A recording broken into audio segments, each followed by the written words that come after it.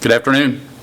Welcome to the July 2nd, 2020 special meeting of the Saline County Board of Commissioners. Will the clerk please call the roll? Commissioner Shadwick? Here. Commissioner Sparks? Here. Commissioner Vidrickson? Here. Commissioner Weiss? Here. Commissioner White? Here. I ask that you please stand if able and join me in a flag salute followed by a moment of silence. I pledge allegiance to the flag of the United States of America and to the republic for which it stands, one nation, under God, indivisible, with liberty and justice for all. Thank you.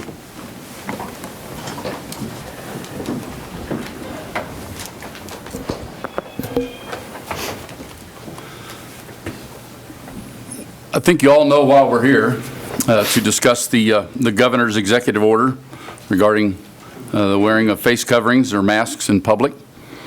We're going to start off with our action items first. Is that correct, Phil? And Jamie, action item number 1. RFA 186-20, consideration of Governor's Executive Order 20-52 with Philip Smith Haynes, County Administrator. All right. Good afternoon, Phil. Good afternoon, Commissioners.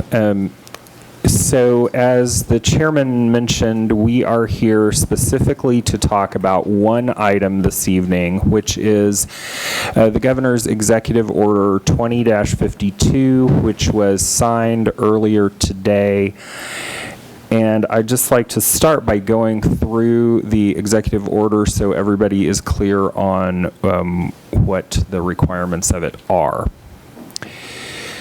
The governor's order, contains all the findings, the whereas clauses, but the first actionable part is requirements for individuals. This requires that individuals are responsible for covering their mouth and nose with a mask or other face covering when they are inside or in line to enter any indoor public space, and we'll get to the definition of that here in a second. When they're obtaining services from various folks, including healthcare sector, hospitals, pharmacies, laboratories, dental offices, that sort of thing. When they're waiting for or riding on public transportation, including a taxi, a private car service, or a ride-sharing vehicle. And when they are outdoors in public spaces and unable to maintain a 6-foot distance between individuals, not including individuals who reside together, with only infrequent or incidental moments of closer proximity. So basically, the requirements of Executive Order 20-52 apply to folks when they are inside or when they are outdoors and unable to maintain that social distance. There are also requirements for businesses, which is the second operative part of Executive Order 20-52, and those requirements are that businesses make all their employees, customers, visitors, members, or members of the public wear a mask or other face covering when employees are working in any space visited by customers or members of the public, regardless of whether anyone is from the public is present at that time. Employees are working in any space where food is prepared or packaged for sale or distribution to others. Employees are working in or walking through common areas such as hallways, stairways, elevators, or parking facilities.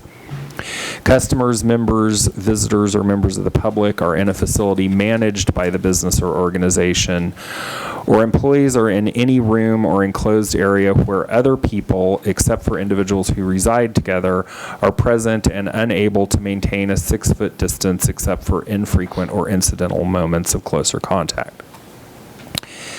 So that would require that businesses make their employees wear masks most of the time when they are dealing with the public or in a space where the public could be present, and that customers are in their facility. There are then a number of exceptions to those requirements, and this is where the order gets a little complicated. So the first exception is for young children. The second is for folks with a medical condition, mental health condition, or disability that prevents wearing a face covering. The third is for the folks who are hearing impaired and need to be able to see someone's mouth to communicate. The fourth is for persons for whom wearing the face covering would create a risk related to their work as determined by regulations of some nature. Next is persons obtaining a service involving the nose or face for which temporary removal of the covering is necessary to perform the service. So you could think of that like, a dentist's office, for example. Next is folks who are seated in a restaurant or other food or beverage establishment while they are eating or drinking, provided they maintain a 6-foot social distance between individuals, not including individuals who reside together or are seated together, with only infrequent or incidental moments of closer proximity. So, of course, that would be typically in a restaurant, you would not need to wear the mask while you have the food on the table, but if you get up to go to the restroom or something like that, you would be required to wear the mask. Then there are even more exceptions, including athletes who are engaged in an organized sports activities that allows them to maintain a 6-foot distance with only infrequent or incidental moments of closer proximity. The example that was provided for that would be something like a baseball game where, folks are typically separated a little bit. Persons who are engaged in an activity that a professional or recreational association, medical association, or other public health-oriented entity has determined cannot be safely conducted while wearing a mask. And there was some discussion this afternoon about basketball games, for example, and whether basketball games would fit under the first exception or the second exception. Persons engaged in an activity or event that is held or managed by the Kansas legislature, and persons engaged in a court-related proceeding held or managed by the Kansas judiciary. And then finally, persons engaged in any lawful activity during which wearing a face mask is prohibited by law. So I said we'd talk a little bit about definitions. So a mask or other face covering is defined as covering the nose and mouth and secured to the head with ties, straps, or loops over the ears, or wrapped around the lower face. Allowed to be made of a variety of synthetic and natural fabrics, ideally with 2 or more layers. Could be factory made by hand, or improvised from household items. And public space includes any indoor or outdoor space or area that is open to the public, does not include private residential properties or private offices or workspaces that are not open to customers or public visitors. The question then arises about how this is to be enforced. And so the order says that as currently permitted pursuant to state law, the Attorney General, county attorneys, and district attorneys enforcing this order should use their discretion and consider the totality of the circumstances as they determine appropriate enforcement actions. I was a little curious why there was no mention of local law enforcement in the order, and then was reminded that Section 36 of House Bill 2016, which was passed in the special legislative session this summer, repealed the criminal penalties associated with violation of executive orders and makes this a civil enforcement, and the potential fine is up to $2,500. And the effective date of the order would be essentially midnight tonight, 12:01 a.m. Tomorrow. And it will remain in force until rescinded or until the statewide state of disaster emergency is expired, which I believe is currently slated for September unless it is subsequently extended. So that is what Executive Order 20-52 says, and I'd be happy to try and field any questions about that. We also have our county counselor in the room. He has reviewed the order, and if there are no questions, we also have our health officer as well who could address some things. Okay, I think that pretty well gives you a somewhat of a partly cloudy picture of what the governor has said. At this time, I think I would like to have Jason Tiller, Director of Saline County Health Department, give us an overview or views or what his situation would be. Yes, sir. So, good evening, Commissioners. Do you want me to bring up that? Yes, you can Okay. go ahead and bring up the first one. So, through any of our decisions, we have tried to use data to help drive those decisions, which I've mentioned before has generally been case count numbers, hospitalizations, hospital resource use, and deaths. And looking back right now, what you're looking at first is April. And of course, at the beginning of things, we were seeing a pretty steady, but still a low incidence of disease. If you'll move ahead to May.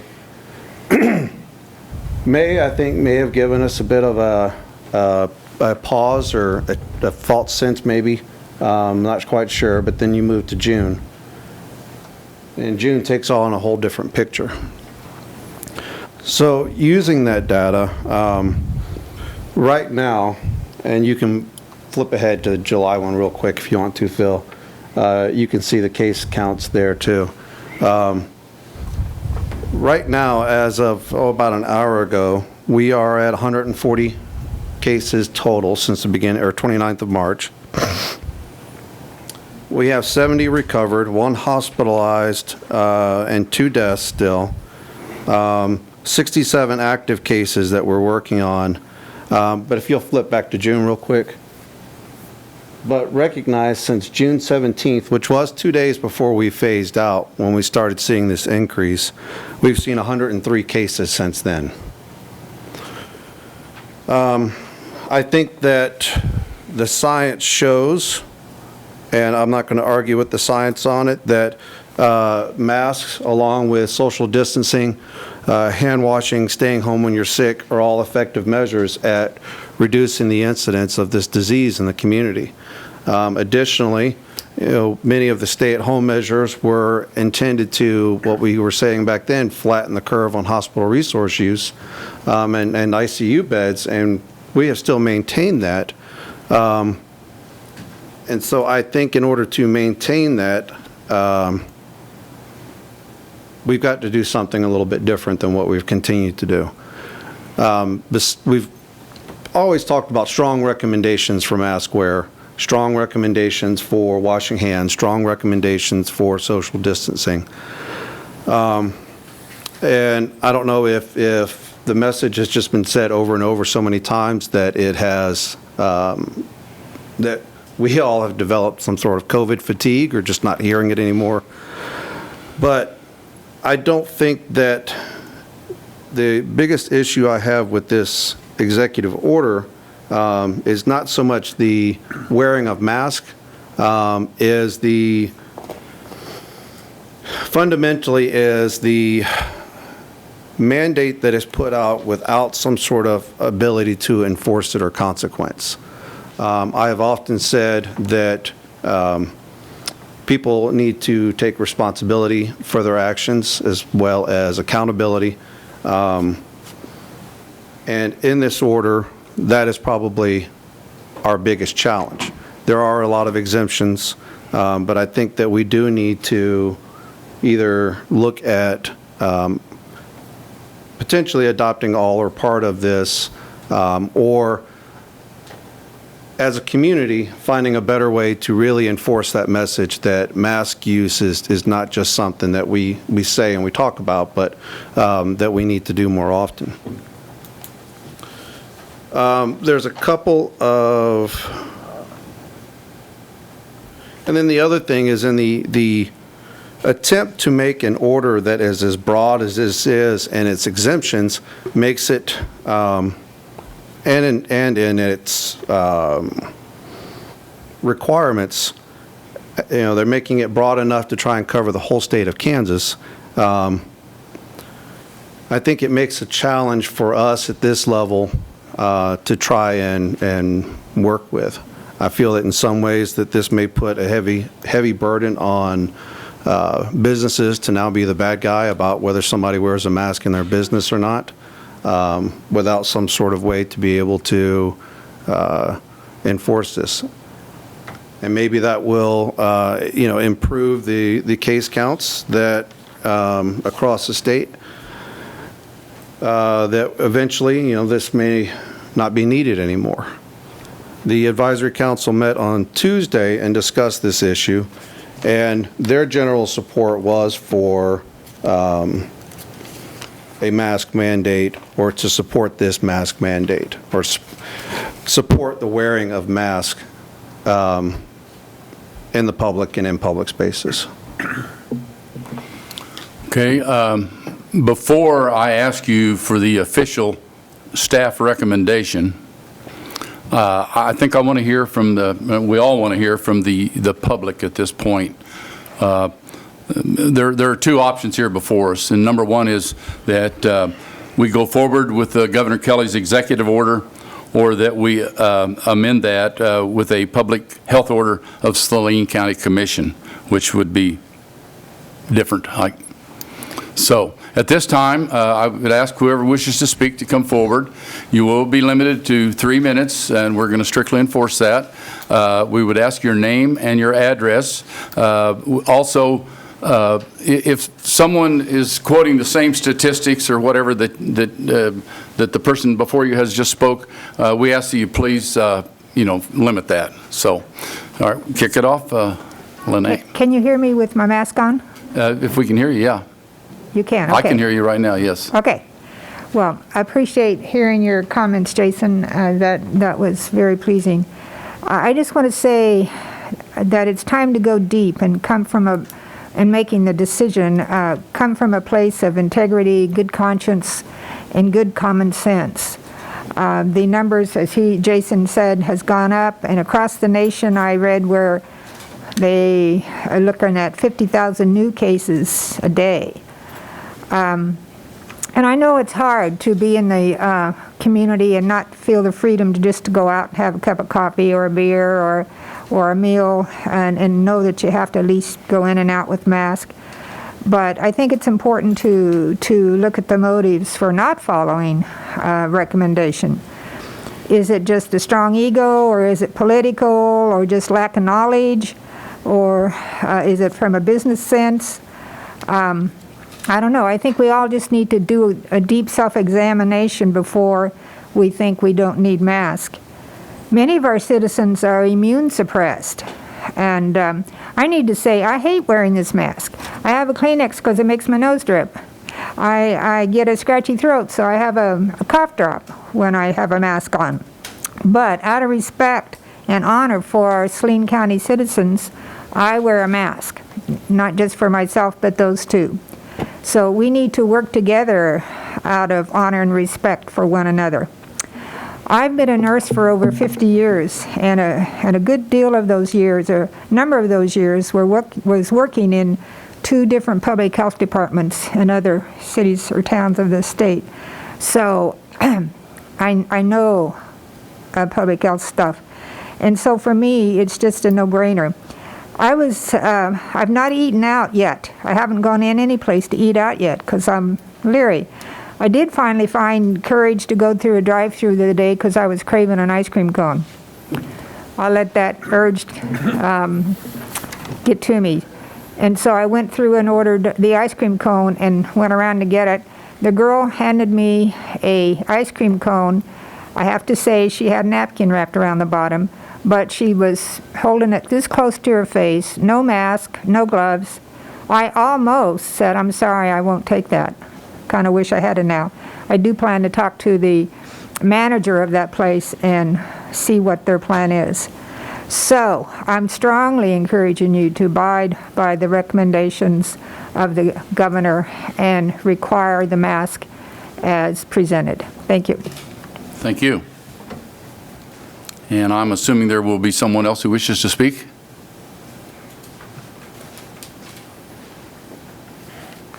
Thank you, Commissioners. Joseph J. Rubino, 1505 East Republic Avenue, Salina, Kansas. Public mask wearing is highly recommended by every major health organization in the country and around the world. This includes the Center for Disease Control, the World Health Organization, the National Institute of Health, the Kansas Department of Health and Environment, and every major research university around the world. Study after study shows that public mask wearing significantly slows the spread of the virus, and study after study shows that this saves lives. Without a doubt, science and medicine overwhelmingly supports public mask wearing as public health policy. Nationally, the rapid spread of COVID-19 is alarming. The United States is breaking records every day. We are approaching 3 million infections and 130,000 deaths. A recent study showed that in 16 states without a public mask mandate, the infection rate has increased by 84% over the last 3 weeks. In the same time period, 11 states with mask-wearing mandates have decreased their infection rates by 25%. In Kansas, infection rates are also increasing with over 400 new cases and 8 deaths yesterday and over 900 new cases last weekend. Numbers don't lie. COVID-19 infections are rapidly increasing nationwide and statewide. And here in Saline County, our infection numbers have increased dramatically, over 300% in the last 4 weeks.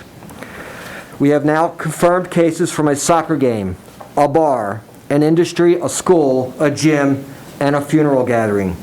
Contact tracing is becoming more difficult. Statistically speaking, increased testing cannot solely account for this huge statistical variance. I believe this spike in infection directly correlates with Phase 3 on June 5th and Phase out on June 18th. Since June 18th, from 38 to 140 cases in 2 weeks. This looks like a direct correlation that, from my perspective, has been accompanied by a much lower percentage of mask wearing in public. Mass gatherings plus no masks equals COVID-19 spread. It's that simple, and the scientific and medical community overwhelmingly support this theory. I strongly encourage this commission to support Governor Kelly and the KDE's mandate for Kansans to wear a mask in public. Do not let this spread out of control. Do not let deaths begin to mount. Be proactive, not reactive. Enforce this mandate. Public mask wearing will significantly slow the spread of this virus. It will keep businesses open, and it will save lives. Thank you for your time and consideration, Commissioners. Many blessings. Thank you, Mr. Rubino. And would someone else wish to speak, please? Please step to the podium.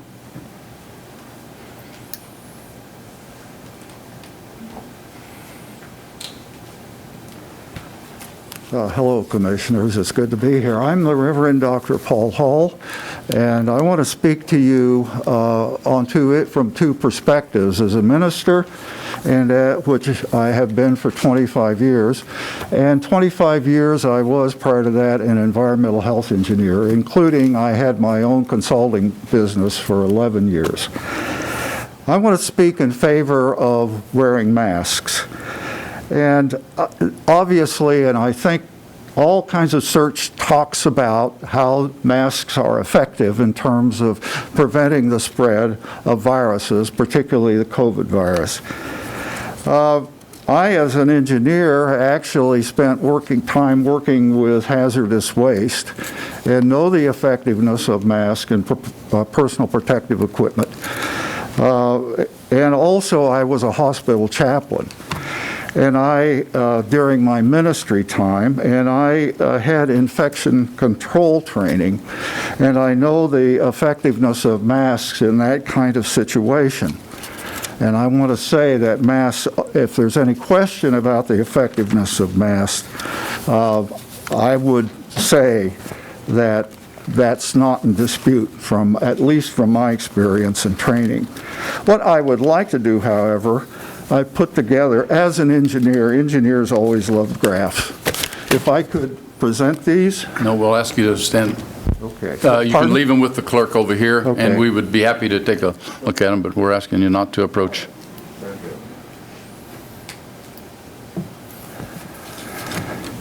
So that includes essentially the graph and also some chart for the testing that's occurring in Kansas and the number of cases that have been found. And that's from Johns Hopkins University. And the other is a letter from a colleague of mine, the Reverend Dr. Diane Miller, who has written about her support of masks. As a clergy person, I would say that we have a duty to help our neighbor and ourselves. And I think some people who have looked at that say we have a duty not only to our neighbor, but to ourselves too. So I think that it's part of being a responsible citizen to encourage people with the power of a county and a government to do things that are going to protect the public health. You know, I've heard some people say, for example, well, you're taking away my freedom to choose. But I want to make this point. We have restrictions on all kinds of freedoms. You know, I can't take a Corvette and drive at 130 miles an hour on Interstate 70. And that's to protect other people. And the way I see it is that's what the mask is to protect ourselves and other people. And one final point I'd like to make is, as a clergy person, I have seen the power of community and the power of values carried through a community to change how we act and our behavior. And I think as a community and as a county, through our own individual taking our own individual responsibility and encourage other people to use masks who may not be, we can address this problem to a significant degree without Okay, sir, you're significantly over the time, so we appreciate you. You dropped a piece of paper there. Thank you very much for your comments.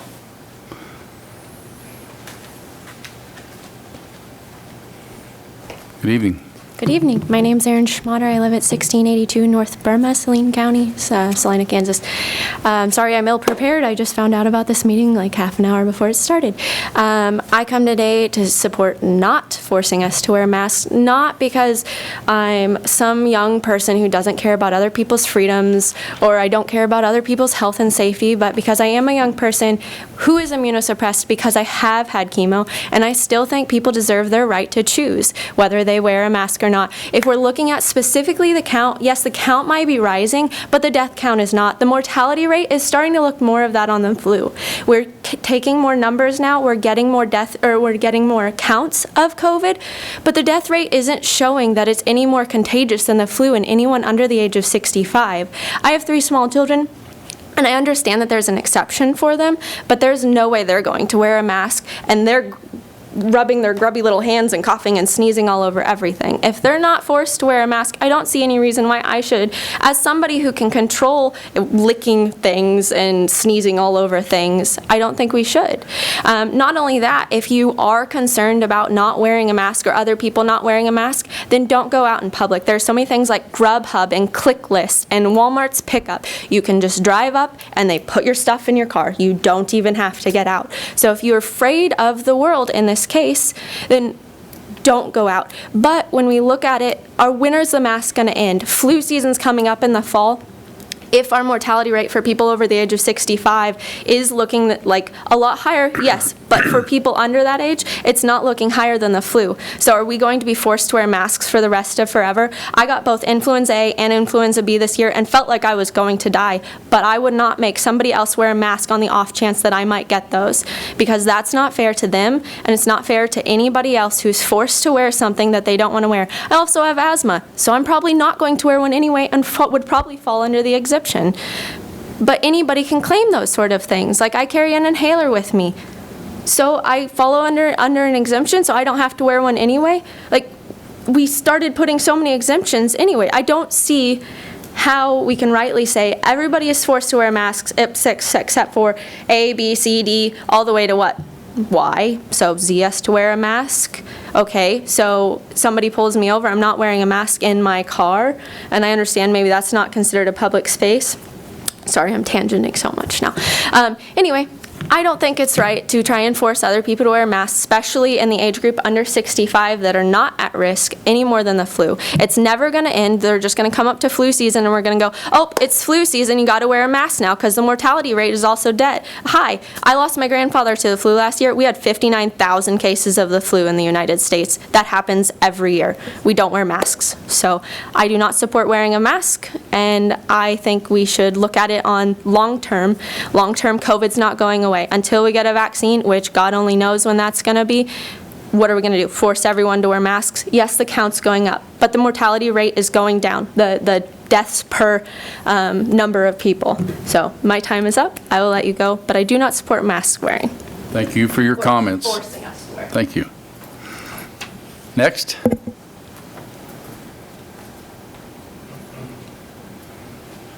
Clark Sanders, 2096 Leland Way, Salina, Kansas. I do not support mandatory mask wearing. If you wish to wear a mask, have at it. I was back in February, before this whole thing blew up with the COVID, I was in the hospital with the flu. Anybody who came into my room, they were required to wear a mask. There was one person in my room who was not required to wear a mask. That was me. I say that to say that we've heard this said over and over and over, that my mask protects you from me. Well, I'm in the hospital, and I was the only one who wasn't required to wear a mask, and I had the flu.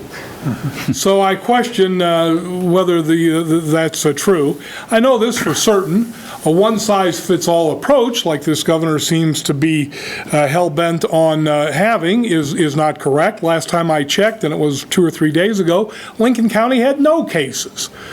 Why should a county with no cases be subject to this mandate? Why should anybody be subject to this mandate? In fact, a while back, the legislature decided that the governor was out of control and returned control to the local counties. That's you folks. You have the authority to rescind, veto, whatever the correct term is, this order. A one-size-fits-all, really the reality of that is a one-size-fits-no-one. I strongly encourage you not to vote not to have this requirement. Relative to the pastor's comment, Pastor, you can drive a Corvette down the interstate at 130 miles per hour. What you can't do is do that without consequences. What are the consequences for this? What are the penalties? How strictly are they going to be enforced? If they're not going to be enforced, why aren't they going to be enforced? This makes no sense. If you want to wear a mask, knock yourself out. If you own a business and you want to require masks to do business, to enter your business, that's great. That's fine. Mandates are not about freedom. And we should be about freedom in this country. Thank you. Thank you, Mr. Sanders. Anyone else? I'll say a little bit of ditto. Your name, sir? No, I'm sorry. Todd Hurst, 610 State Street. I'll say a little bit of ditto to the last two. As far as statistics, I won't go over those again. But my question on this is on the enforcement. I've read of numerous law enforcement agencies that said they're not going to enforce this. So I don't know what the enforcement process would be. Mr. Tillerson mentioned that it pretty much is making the business people the bad guy. And I do happen to pastor a church. And that puts a lot of weight on me and on our board, to try to meet people at the door or whatever it is. I know that we serve a wide range of people, and there's going to be some that are going to wear the mask whether you mandate it or not, and there's some that are not going to wear the mask no matter if there's a policeman at the door. And so if that enforcement falls upon me as a pastor, I really wonder, how that's going to work. If a policeman or someone like that is not going to enforce it, then why should I have to do that on my own? So that was my question. Thank you, sir.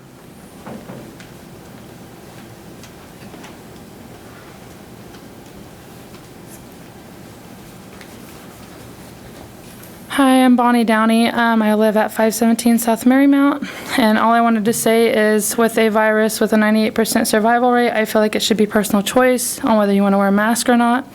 And another thing I want to touch on is we're still allowing abortion to continue on, and we're worried about human lives and saving lives, but yet there's over 1 million lives taken every year due to abortion. But they're And still allowing. we want this to be related to COVID. I know, I'm just saying it is kind of related because we're worried about human lives here. So, if we're worried about human lives, why are we still allowing that to continue? Anyways, 98% survival rate should be choice or not choice to wear a mask. I am not for wearing a mask. Thank you.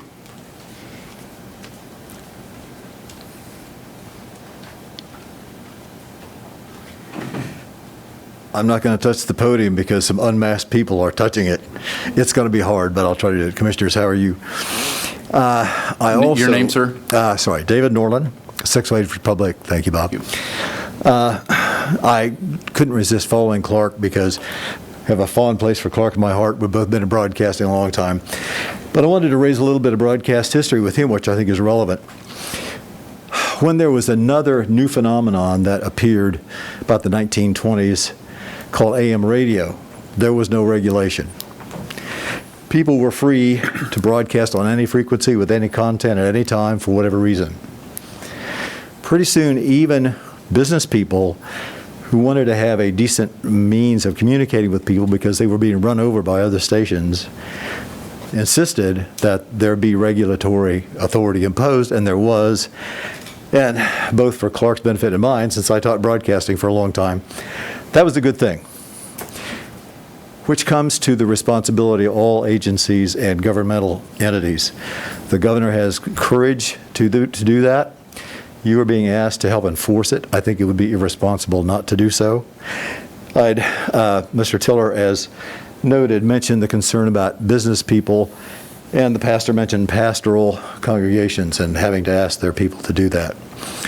The thing is, if you have an atmosphere in which people know they are required to do that and also know that there will be some consequences, but hello, it's not criminal, we know that law enforcement will sort of select, as they already do, who is prosecuted and who is not. And prosecuted is not the right word because the only penalties are civil, not criminal. So I don't anticipate the kind of mass uprising or even masked uprising, I couldn't resist that might be anticipated here. It's difficult to sandwich all of this in. Commissioners, I sent you, and I hope you got, an item from CNBC quoting Goldman Sachs, pointing out that the long-term requirement of masks is much better than not requiring them because we are not talking about shutting down businesses, and we might be without masks if this continues. By the way, being one of the 2% that might die from this, I'm not comforted by the 98%. And some of you are in the same category. You're a little bit older like I am.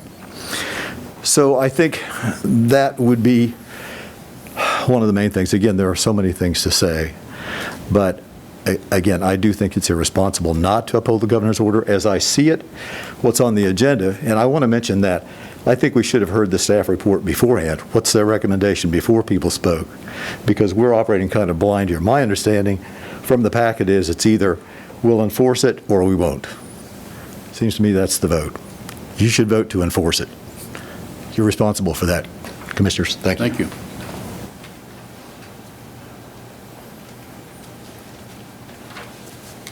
Haley Helzer, 1008 East Elm Street. I just want to say, everybody's talking about these 98% survival rate. We don't know the long-term effects of this. There are people sitting in hospitals when their blood is drawn, that it is like sludge coming out of them. People can have clotting problems long-term. PTSD, depression, cognitive impairment, and anxiety due to the trauma just being treated for COVID-19. And these are long-term effects. This isn't something that's just, oh yeah, I survived. I may have survived today, but I may not 20 years from now because of what's happening today.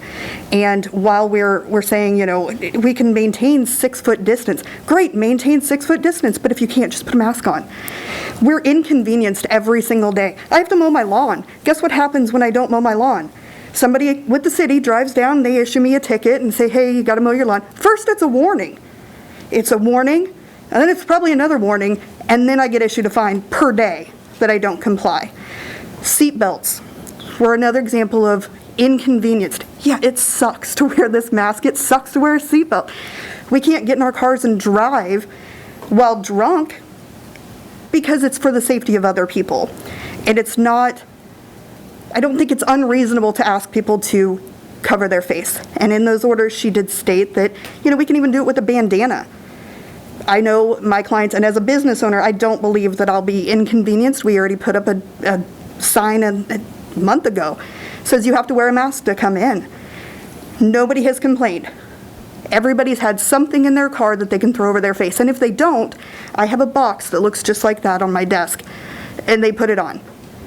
If they can't, if they have to be close to me. However, we've maintained the seating, you know, you can sit 6 feet away from me and I don't care.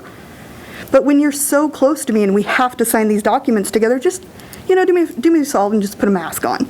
That's all that's being asked of people. It's inconvenient. I hate wearing this thing. Absolutely hate it. But I made it fun with some sequins and whatever. We can't be, you know, allergy season is coming up. Everybody's going to be coughing. My son is already coughing. He's already sniffling. Who's to say that these people just have simple allergies, or they think they have simple allergies and they're out gallivanting around doing God knows what, and they're sneezing and coughing all over everybody because they chose that it was their personal freedom. Also, I wanted to state, you know, we talked about the ambiguities. I think that's what's the reason why it was so ambiguous, was to bring it to county commissioners to enhance that and maybe, you know, justify it or give a better explanation in order to enforce that. And enforcement's going to suck. But, you know, it's a fine. It's a civil matter. It's not criminal. Thank you. Thank you. Anyone else?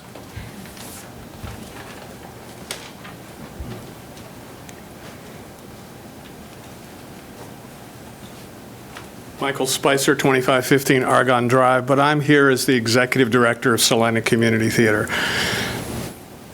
I'd like to move from the macro to the micro. We would like you to consider, if you're going to approve the governor's measure, to include the performing arts in the athletics exemption. If we invite you to come and take a dance class and see how athletic that is. Equally, performing on stage and projecting and singing require the same control of inhalation and exhalation that I think created the exemption for athletics. So if you do approve this, please allow us to continue to teach the way that we need to teach without masks. We have spent the last 9 weeks building different protocols for cleaning before and after each class, sanitizing hands, taking temperatures. We are ready to move forward in a safe and sane way, either way that you decide. But if you do embrace this, we hope that you would include an exemption for the performing arts along with the athletics. Thank you. Thank you for your comments.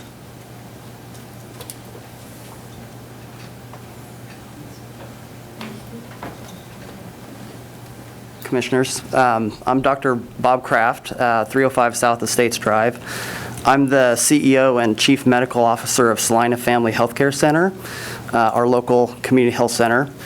Our practice has been enforcing a mask requirement for everybody in the building since on that curve it went to 4 and 4. And it's my medical opinion that that's when the mask mandate should have happened. And we're already about 2 weeks behind.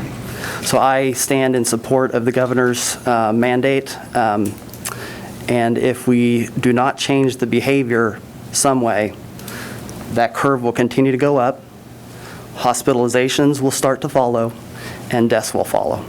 And I urge you to stop that. Thanks. Thank you, Doctor.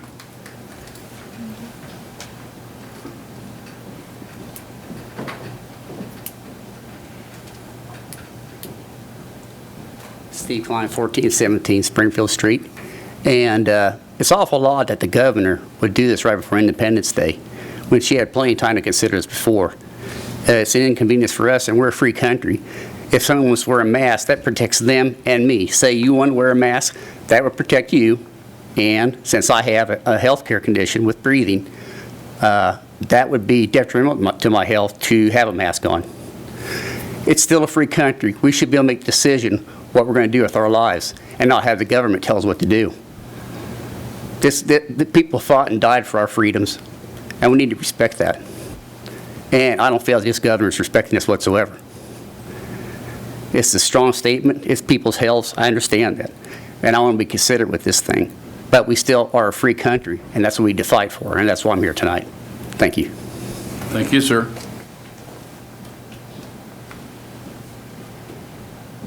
Anyone else before we bring it back?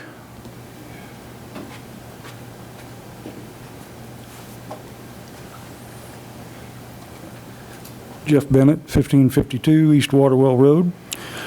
I'm sorry I didn't have anything prepared, but I do a lot of research, a lot, way more than most people. And ever since this thing started, the numbers have been skewed. And if you guys work with computers or software, stuff like that, or anything really, they have a term that's called crap in, crap out. If you don't put good information in, you're not going to get good information out. Okay, let's start with your numbers over here in your graph. Now there at the low part of the graph, how many tests were they doing at that time? Okay, I'm just going to pick numbers. I don't know exact numbers, but just to give a picture, okay? Let's say they're doing 10 a day, and that's when your rate was very low. And then all of a sudden, they kick the tests into high gear. Now, I don't know, again, I don't know the exact numbers on this, but let's say they're doing only 50 a day, but it's probably more than that. Well, then the numbers go up. Well, if they'd been doing 50 a day back then, those numbers might have been up here. And they might have been coming down, but we don't know because it was crap in, crap out. Okay, the hospitals. Some of them, I know in small communities were very near here, losing $1 million a month because the place is empty. And so their pay plan is that if they have someone comes in and they get diagnosed with COVID-19, the hospital gets $13,000. If they put them on the ventilator, they get $39,000. Okay. What's their natural end? Oh, and the rules are, as far as diagnosing, is let's say if somebody dies, if your doctor told you you had stage 4 cancer and you had 2 weeks max to live, and you died a week later, the way it was written is if they don't have to test him for COVID to prove it, they just say if they suspect that COVID-19 might have had something to do with his death, it should be written as a COVID-19 death. You noticed during this time, nobody died of anything else. COVID cured every other disease because people were only dying of COVID-19. And so you had your huge numbers. Okay, and you look at the places where the huge numbers were, you had New York and you had Washington State. And you had wingnuts you had people that were sending sick people to old folks' homes. Who dreamed that up? You know, if you just had the standard flu, that kills a lot of people every year. Why would you send people with any kind of flu to an old folks home? So the death rates were high. I think it started out in Washington, it was 44 people in one retirement home that died from it. In New York, man, they were pumping them into those places, and I've talked to nurses that were working up Jeff, there. I'll ask you to wrap it up because you're past the 3 minutes. So Anyway, my main thing is, okay, the numbers are skewed. I think it's an overreach of government to try to tell me I got to wear a mask. I respect, we should be having this conversation that should we allow people with masks into our business, which I think we should.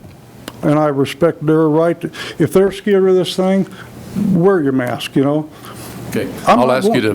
Thank you very much, and I appreciate it. Thank you very much. Someone else wish to step forward and give another comment? If not, we'll move forward here a little bit. Excuse me, go ahead.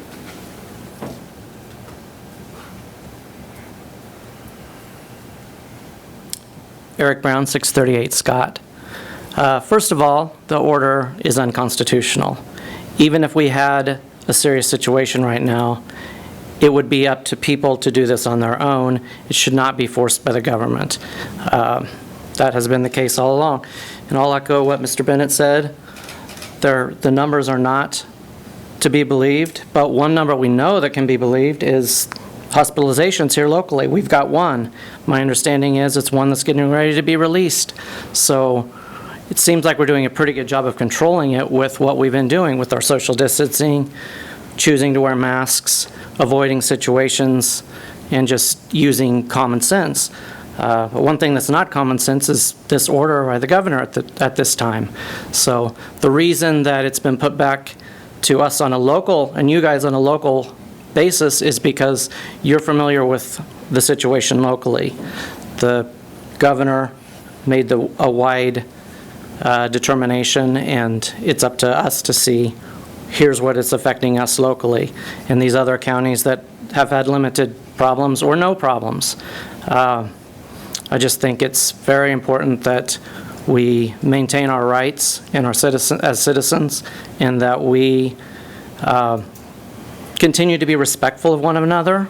But you know, as a business operator, am I supposed to have a bouncer at my door? Am I going to be fined? Are my customers going to be fined? You know, we need some interpretation of how this would work, and it doesn't seem very feasible to me. So thank you for your time. Thank you, sir. Anyone else? Yes, Will. Okay, come right ahead. I'm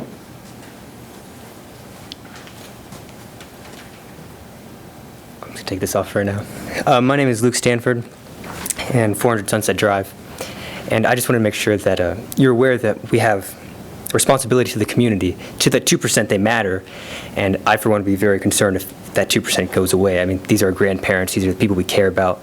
These are elderly people. And young people die from this, too. It's not just alone. And so to that point, any life that's lost is a life that matters, and we need to be concerned about that. And I think we should really consider the trend lines are going up. Like, we are doing more testing, obviously, but they're still going up at an exponential rate, and it's very concerning for everyone. And we should be concerned about how that's going up and how we should stop that from going up.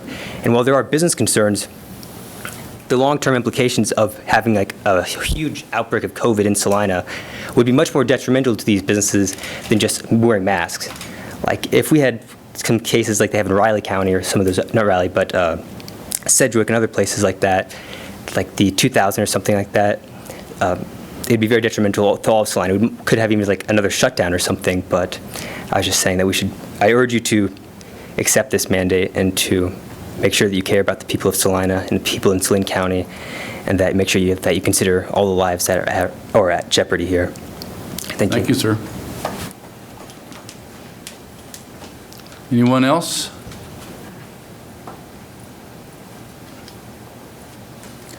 My name is Santiago Vasquez. I live on 825 Joni Lane.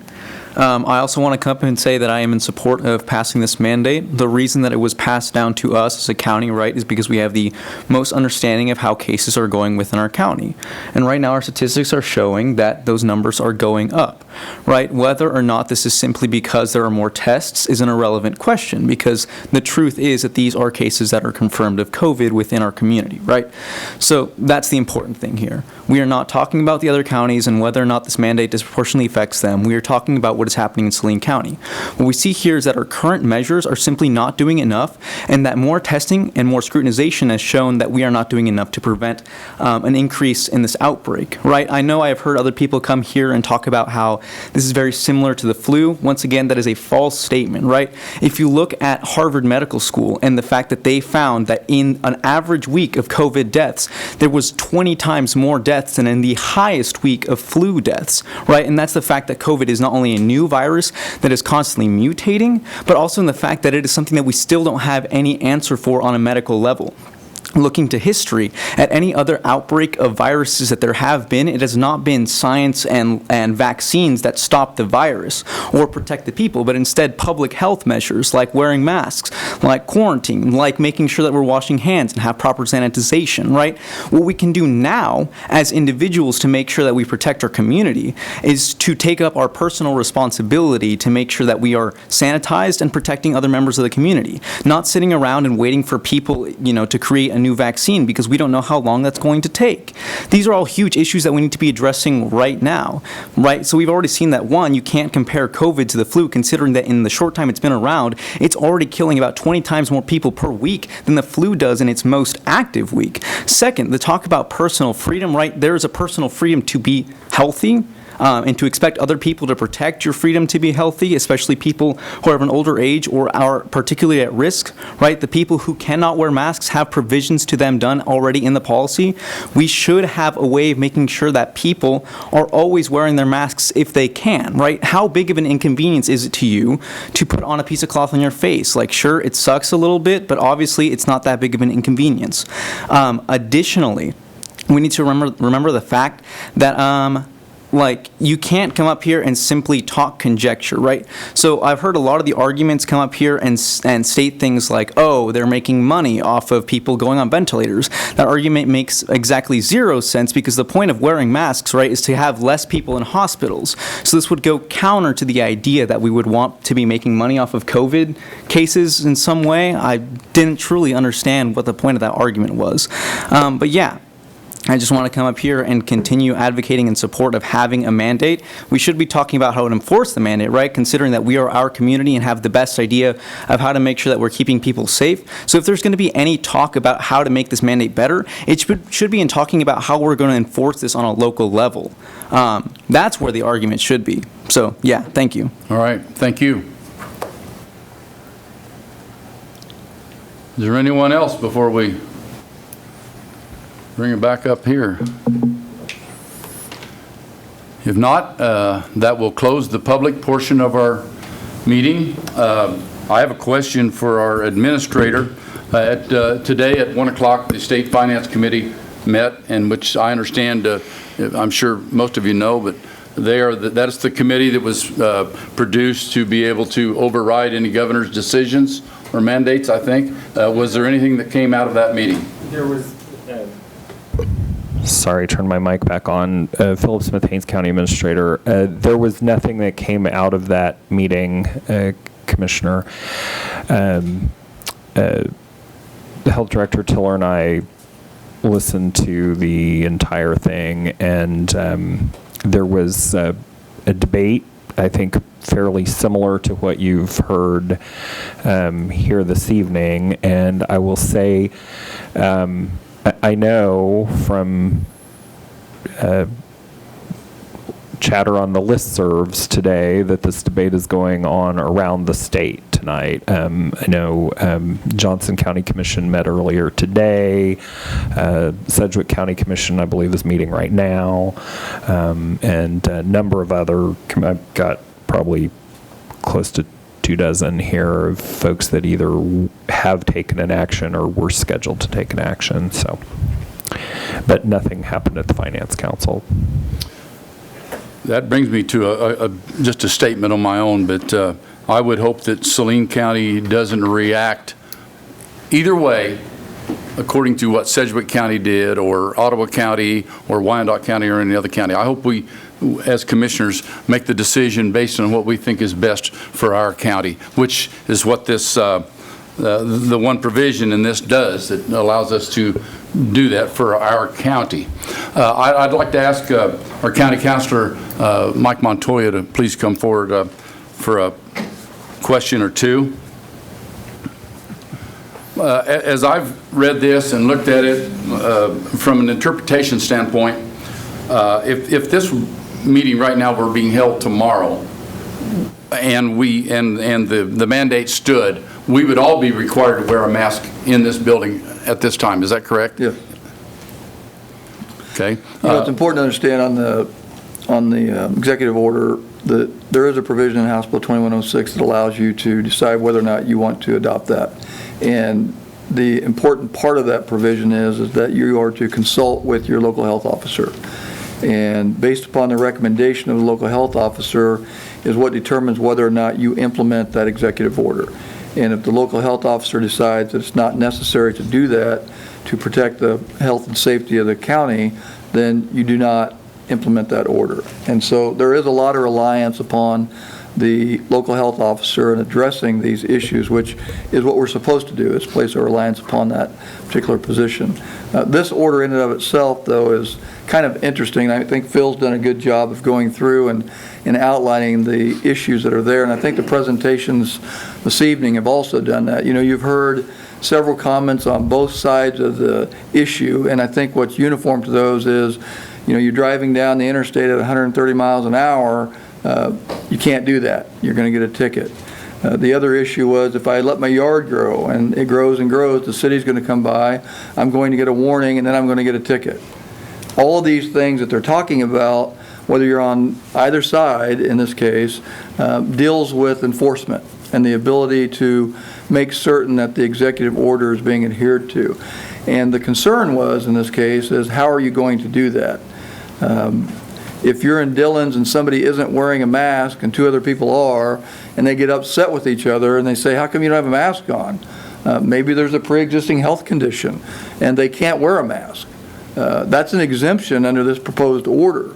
How are we going to know that? Is there going to be, you know, something handed out each time they go into this public establishment that says you have an exemption? The exemptions are for a physical disability, a mental disability. Does that mean that if in your mind you're just not comfortable wearing a mask, is that sufficient enough to be a mental disability? I don't know the answer to that question, and I don't think there's anything within the executive order that's going to give you an answer to that question. It does, however, give individuals essentially the opportunity to argue that it's not necessary for them to wear a mask under this existing order. So then you run into that same problem when you have an establishment, a business, where they're letting somebody in the door. Do they make that determination as to whether or not they meet that exemption? Is there going to be a test to determine whether or not they meet a particular exemption before they get in? Those are all issues that would need to be addressed as part of this executive order. And then once it gets to that point and you have these exemptions, who's going to enforce it? You can't call the sheriff's department. It's not a criminal issue. Are you going to file civil litigation, and how long is that going to take to prove whether or not that individual that chose not to wear a mask met one of those particular exemptions? And so, and you know me, I mean, there's different sides of the fence. I happen to be a huge advocate of wearing a mask. I think it's very important. I recognize that. We have different opinions in our own family as to whether or not you should be required to wear a mask.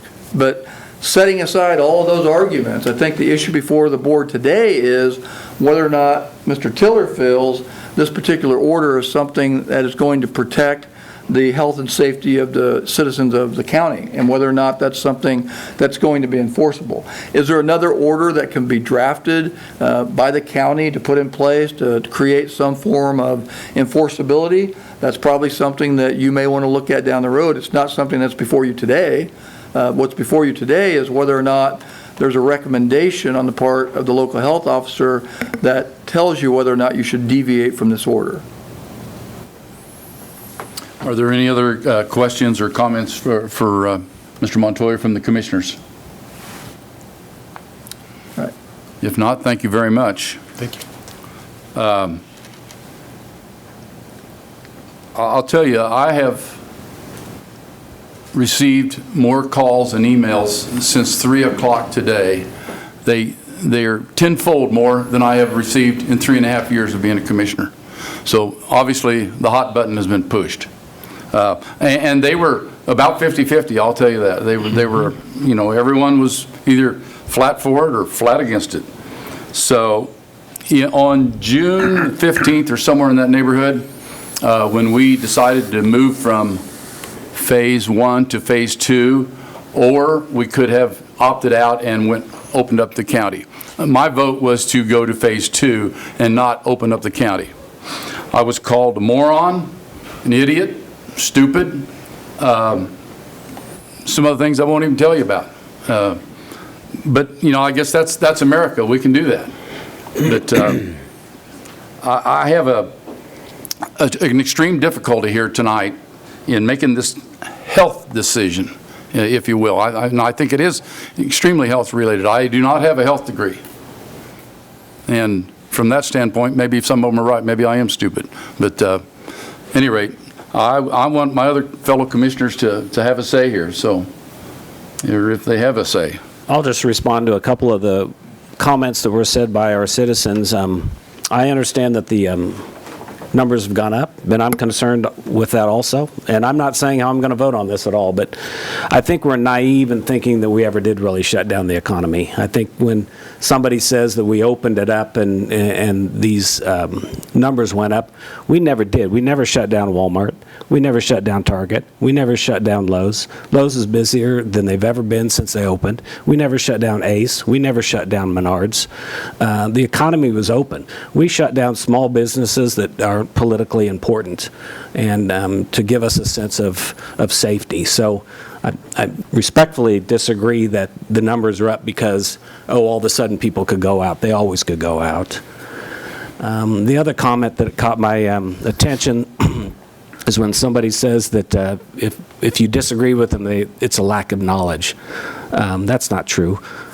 People can disagree respectfully and have the knowledge, and I've always been offended when somebody says, oh, once we give you the facts, you'll change your mind, and I disagree with that. I have the facts on this, and if I vote one way or another and I disagree with you, it's not because it's a lack of knowledge for me or that I'm acting politically. Those are my 2 points for just comments that came up tonight. I want to just comment on kind of same as Mr. Chair here, is that I've received more emails in the last 2 days than I have in 3.5 years, yep. Until 11 o'clock this morning, it was about 3-1, 3 against versus 4. By 4 o'clock this afternoon, it was tied 18-18. I mean, I got 36 deals. I mean, that many more people had got on this afternoon about 4 wearing a mask. My thing is that it's like, sometimes I feel like wearing a mask really isn't not what caused this or could stop it.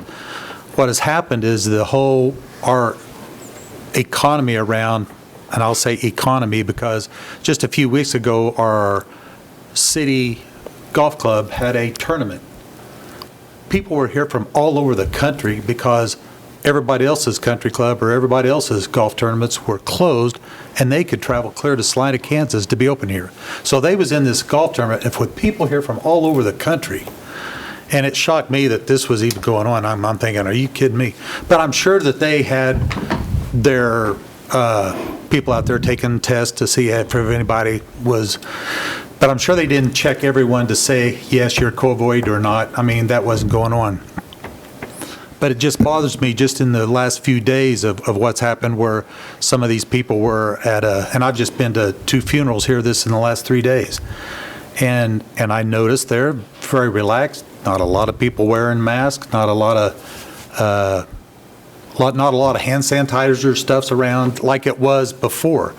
There's a lot of relaxing going on in all facets of it, whether we did it to ourselves or whatever. But it is interesting. It's just like a lot of other politically stuff is that I don't feel that we could control this no better than we could when it first started about wearing your seatbelts. It took years and years and years for people to start wearing seatbelts. I mean, yep, you could get a ticket, but it was years before they ever enforced that law. It was years before they actually started ticketing you for it. So I think here it's another one of those issues that I think that I feel that we should kind of put the brakes on this just a little bit to find out what's the legal ramifications here. Can we really do this? Can we not? Who's going to enforce it? Who's not? And even if we brought that back on Tuesday morning to have this vote, but here there's a whole lot other big questions here that I don't feel comfortable with sitting back and saying yay or nay, either one, because there's a lot of uncertainty here. But that's how I feel. Go ahead. Well, it's evident that there's a difference of opinions out there. In my own family, there's a difference of opinion of what is right and what is wrong when it comes to this. But the one thing, when we have our discussions, and sometimes they get a little hot, but I end it all that we are family, and we love each other, and we want what's best for each other. And I hope when this vote's going to take place, some of you are going to be happy with the results, and some of you aren't. But remember, when you leave this room, we're all Saline County citizens, and we should have each other's best interest at heart. Mr. White? Yes, anybody that knows me and my electronic ability, it's slim to none, but for some reason my electronic device was smoking today from all of the correspondence I was receiving, and I greatly appreciate everybody's input. And a few years being a county commissioner, this is kind of like every other issue. It's damned if you do or damned if you don't. It's an extremely emotional issue. And bottom line is we can take all the public comments that there are out there, but that order came from the Gov and specifically mentions our health officer and his recommendations. So I'd like to put Mr. Tiller on the spot and get his opinion, because he's the expert and make a recommendation for the board. Well, we've got an order of process for that, and it's not just yet. Okay. We're going to ask that opinion, but not just yet. So that'd be fine, as long as it gets asked. I'd appreciate it. It will be asked. I want to expand just a hair on what Commissioner Weiss said. Most of you out here don't know it, but I officiated thousands of basketball games, and when I blew that whistle, somebody was not very happy with me, and somebody liked it. And I know that's what's going to happen here tonight. Some are not going to like it, and some are. So, and to echo Jim's comments, we still need to be a community. I am too an advocate of wearing the mask, and that's why I asked the question I did of Mr. Montoya a little bit ago. But will it be necessary to wear it? I mean, I'm social distancing all the time, but the mask is another step. The executive order from the governor has a lot of holes in it, and I acknowledge that. But we've got something's going to happen here. We've got two choices before us. We've got the executive order from the governor, and we've got what this is, a public health order of Saline County Commission. And this has not been approved. It's just, I'm going to read it to you. This is our option. And I want the commissioners, I think, have got a copy of this, but I want the public to hear it. And whereas the Board of County Commissioners is authorized pursuant to KSA 2019 Supplemental 48-925 as amended by House Bill 2016 in the 2020 special legislative session to issue an order relating to public health that includes provisions that are less stringent than the provisions of an executive order effective statewide issued by the governor. And whereas on July the 2nd, 2020, Governor Laura Kelly issued Executive Order 20-52 relating to the wearing of masks statewide, and whereas the Board of County Commissioners has consulted with the local health officer regarding the executive's the governor's executive order, and whereas following such consultation, the Board of Commissioners finds that implementation of the full scope of the provisions in the governor's executive order is not necessary to protect the public health and safety within Saline County. And whereas the governor's order lists a number of exceptions which create ambiguity in its requirements and place an undue burden on local businesses and units of government in interpreting when mask wearing may be avoided. And whereas the governor's order is unclear about the provisions of enforcement and leaves wide discretion to prosecuting attorneys, likely resulting in significant variations in enforcement statewide, and whereas the ambiguities, I wish we hadn't put all those big words in there, within the governor's order are likely to lead to conflicts between persons which will place an undue burden on local law enforcement. And whereas the Board of County Commissioners believes clarity is essential in order for the public to comply with the public health requirements. Now, therefore it be ordered by the Board of County Commissioners pursuant to have authorities and findings that the following rules be in effect for Saline County effective at 12:01 a.m. on July the 3rd, 2020, and that these rules will replace Executive Order 20-52 within Saline County. Number 1, use of cloth face coverings will not be legally mandated within Saline County. Number 2, individuals are highly encouraged to make responsible individual choices about wearing cloth face coverings within buildings and in outdoor situations when social distancing cannot be maintained in order to protect themselves and others from the transmission of COVID-19. Number 3, businesses are encouraged to set rules to protect their employees and customers, which may include mandating mask usage within their place of business in situations where doing so may help prevent the transmission of COVID-19. And that is the end of the order that will be voted upon, one way or the other.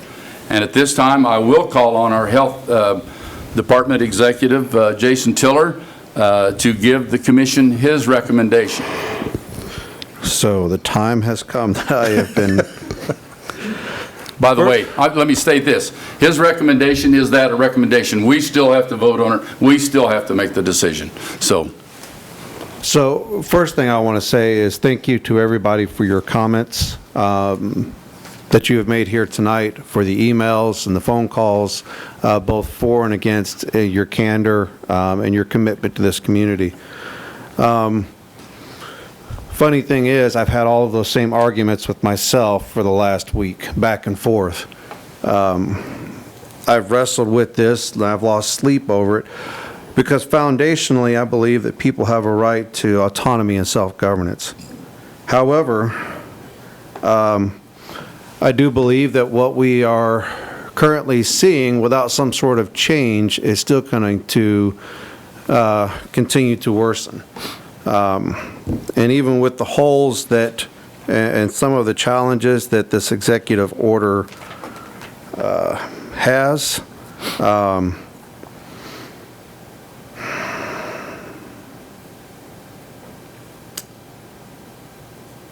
think to move forward and do nothing is probably not our best option.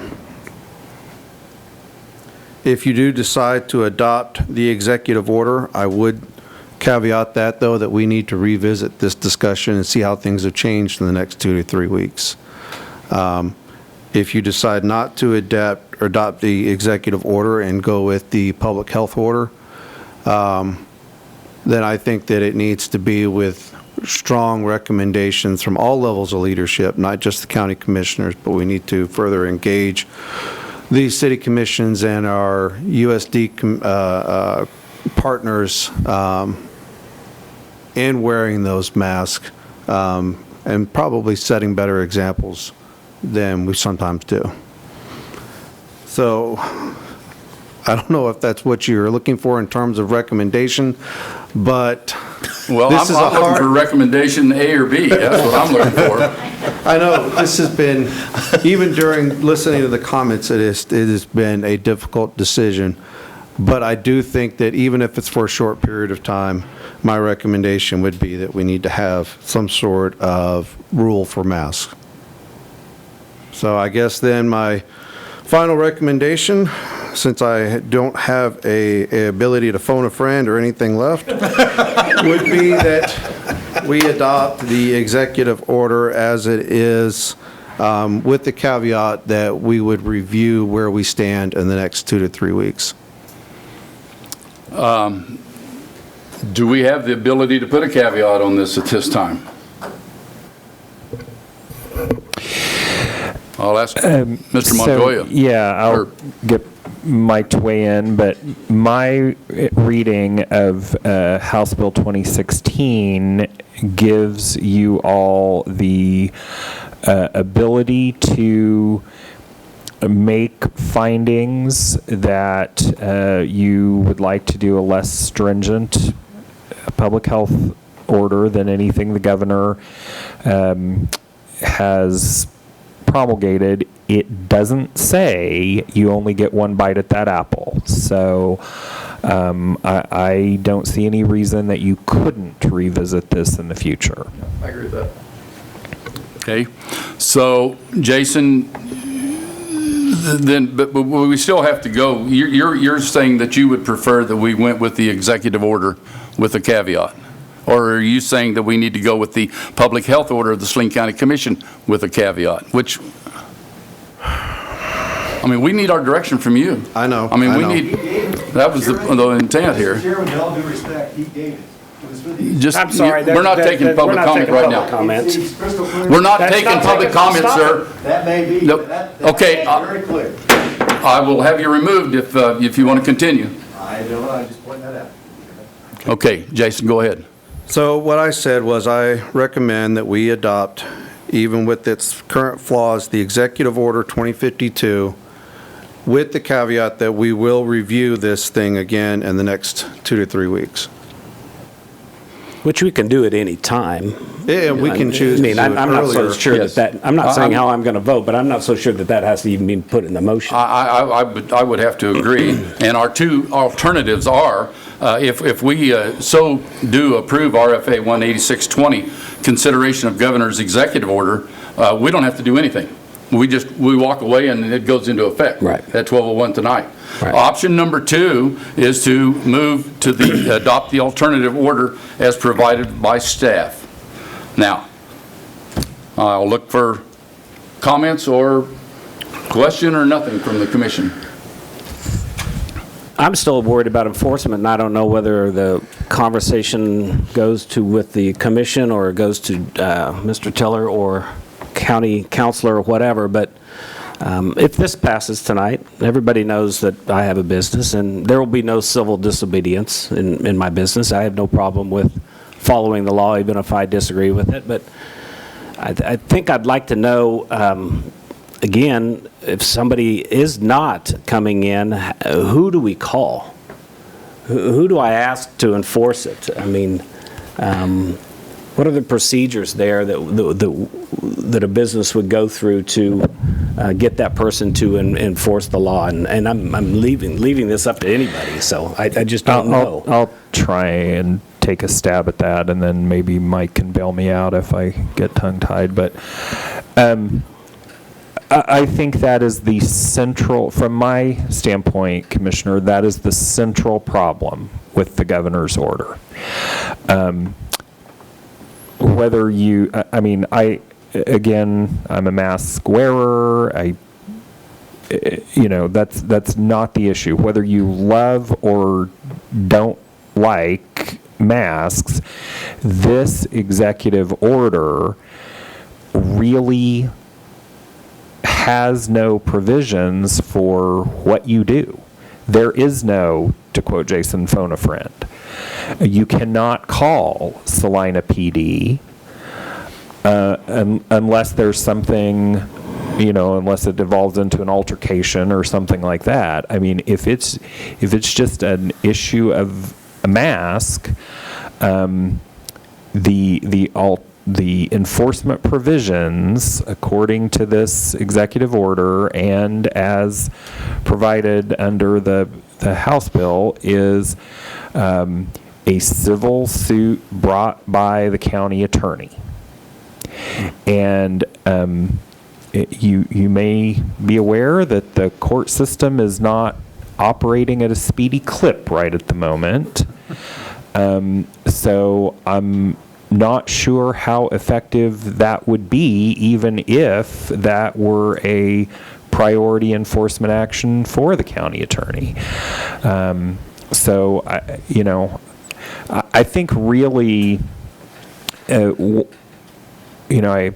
reference to the chairman's question earlier, I said nothing happened at the State Finance Council, and that's true, nothing ultimately happened, but there was a lot of discussion, and one of the pieces of discussion was one of the senators who said, well, really, this is just a strong recommendation, because there is no teeth to this thing. Right. And so, I share your concern about what a business owner, or frankly, as the person who is in charge of half of this building, what our staff would be expected to do if somebody comes in without a mask. I think that is a serious hole in the governor's executive order. I don't know how we change that given the state of the current law at the state level. Okay, with that having been said then, if I do not receive a motion from anyone speaking alternately, RFA 186-20, consideration of the governor's executive order 20-52, will go into effect if I do not receive a motion. If we had more time, the libertarian part of me is definitely leaning towards not doing anything. I think I maybe could be talked into something in between, but it doesn't seem to me that we have that time, nor do we have that option tonight. So, Mr. Chair, I'll just throw it out there. I move we adopt the alternative order as provided by staff. Is there a second? I'll second that motion. It's been moved and seconded that we move to adopt the alternative order as provided by staff. Are there any further comments or questions? I have a question for our administrator. I can't call a friend and ask his advice on how I vote, but I can ask your opinion. Well, Mr. Commissioner, I don't offer opinions on political decisions of the body that I work for. I'll support what the majority of this commission does either way, as I believe our public health officer and our county councilor will. Thank you, sir. Point of order here for Mr. Montoya. Mr. Chairman, I just want to make sure that the motion, my understanding of Mr. Tiller's recommendation is to implement the governor's executive order. Correct. And if the motion is to adopt the resolution that's before you, which it would be to... Would be the alternative The order by the alternative staff. order, which is the public health order of Saline County Commission, which is the alternative to the governor's executive order. So by doing that, you're not going to adopt the governor's executive order. That would be correct. That would be my motion. If I did not make that clear, I apologize. And if you are not going to adopt the governor's executive order, that would be against what Mr. Tiller's recommendation is. That'd be correct again. That's and well. House Bill 2106 indicates that you can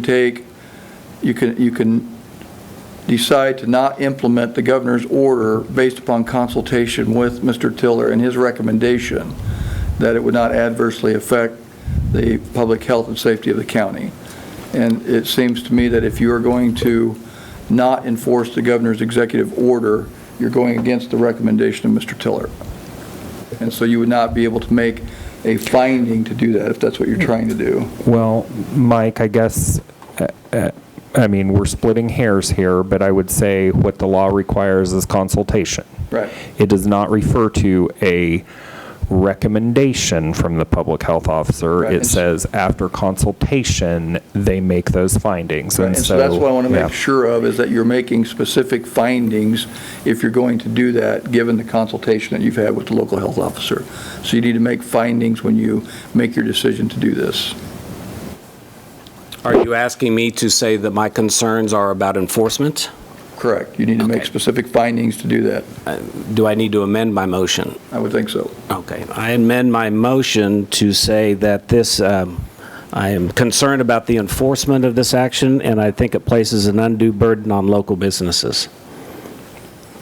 And I second the motion.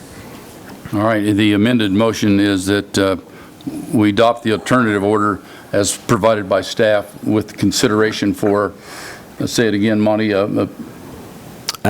because of concerns about enforcement and undue burden on businesses. there you go.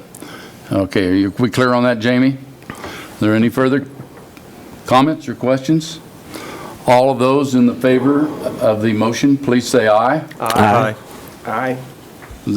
Mike, I didn't. And nay? I am nay. So the motion carries 4-1. And anyone else have anything for the? Mr. I'll take a Chair, motion. Can I read a statement?